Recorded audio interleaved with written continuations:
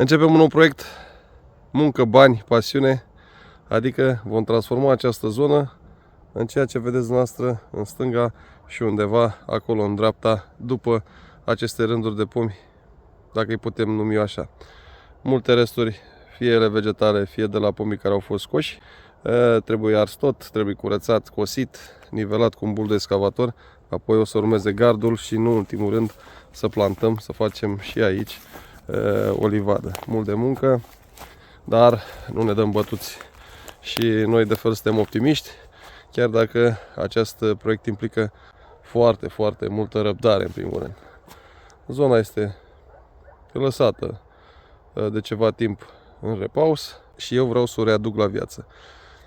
Un proiect de viitor care va implica și anumite costuri în tot ce înseamnă munca prestată pentru a transforma această zonă într-o zonă, cum o puteți vedea dumneavoastră în partea cealaltă, plus costurile aferente plantărilor, adică material săditor, gropi, îngrășăminte și, bineînțeles, mâna de lucru, care pe zi ce trece este tot mai greu de găsit, dar și banii sunt pe măsura muncii. Hai să avem spor și o să vă țin la curent cu toți pașii pe care îi urmez pentru a face din această zonă o zonă de invidiat, spun eu. Și ne-am luat de treabă, domnilor. Băieții sunt acolo în capăt cu motocositoarele.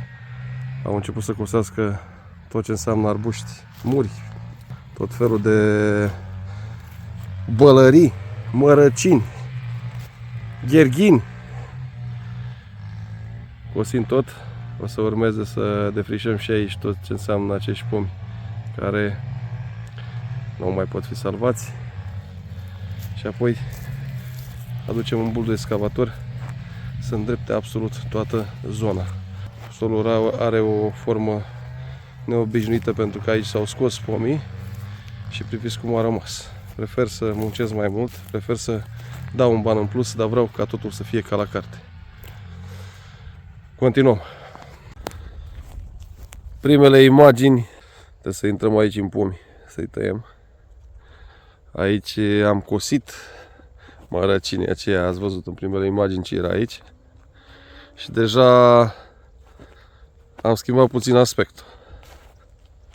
Ne luăm din nou de treabă și vedem ușor, pas cu pas, ce o să facem aici în această zonă, cum o să arate. Priviți. Deocamdată suntem la stadiu de amenajări. Bună dimineața! Răcoare, brumă, să observ. Ne luăm de treabă. Mare defrișare. Ia priviți. Am și prieteni care vin pe aici pentru un covrigel. Celălalt o să primească și el porția imediat. Și mai sunt câțiva. Avem mult de lucru, dar rezultatele se vor vedea la sfârșit.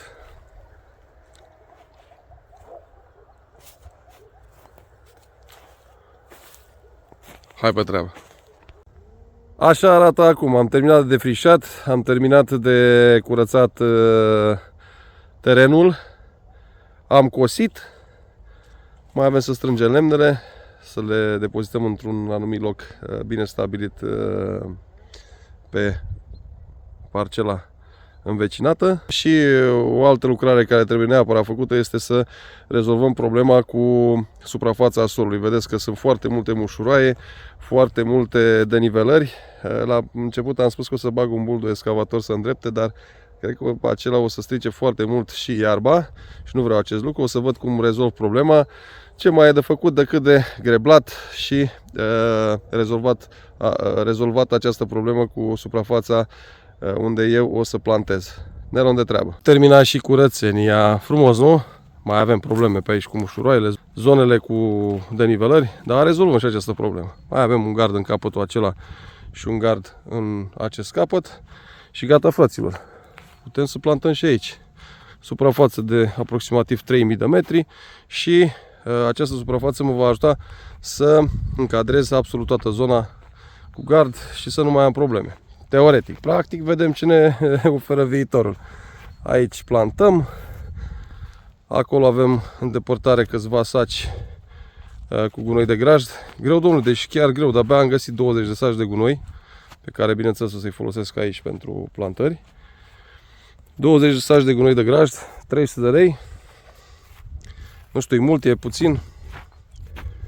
Asta este, nu mai judecăm, nu mai punem întrebări. Important e că rezolvăm problemele. Deci cam așa se vede acum. Și pot spune că eu sunt optimist, foarte optimist de fel. Dar aceste lucrări, mai ales când termin, mă fac din ce în ce mai optimist. Că, domnule, se poate, chiar se poate. Chiar dacă sunt multe probleme, multe piedici, multe birocrație, hârtii, hârtiuțe și toate cele, domnule, se poate.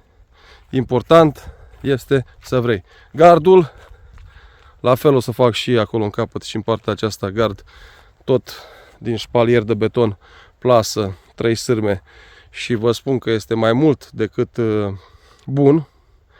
Și aici chiar nu știu ce să plantez. Haideți să stăm puțin de vorbă și poate îmi dați dumneavoastră o idee. Vă salut, oameni buni, și bun găsit la un nou clip. Daniel sunt. Atât s-a putut. Atât s-a putut într-o săptămână și ceva de muncă. Și pot spune că se vede ceva în urma mea, a noastră mai bine spus, că am mai avut și 2 ajutoare în zilele trecute care m-au ajutat să tai acei pomi. I-ați văzut puțin mai înainte în imaginile prezentate. Atât s-a putut.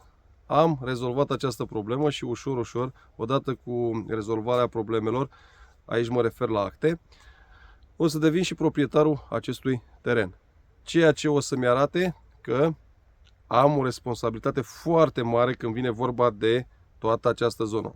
Trebuie să plantăm, trebuie să rezolvăm problema cu apă, trebuie să facem garduri și în același timp să pregătim toată această zonă pentru noul sezon. Ce se întâmplă?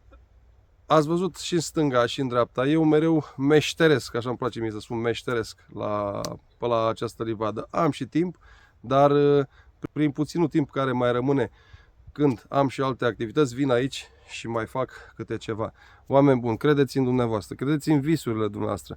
Nu vă lăsați păgubași și nu vă lăsați duși de val când vin tot felul de oameni care țin la dumneavoastră și vin cu sfaturile acelea. Bă, ce-ți trebuie atâta muncă, ești nebun? Bă, ce faci? Nu mai mă lasă, că oricum nu faci nimic, oricum îți fură, oricum să strică, oricum n-ai cum să vinzi, oricum. Toate acele persoane care vă dau aceste sfaturi, să știți, de la mine, de la Daniel, nu sunt persoane care vă iubesc, nu sunt persoane care vă respectă.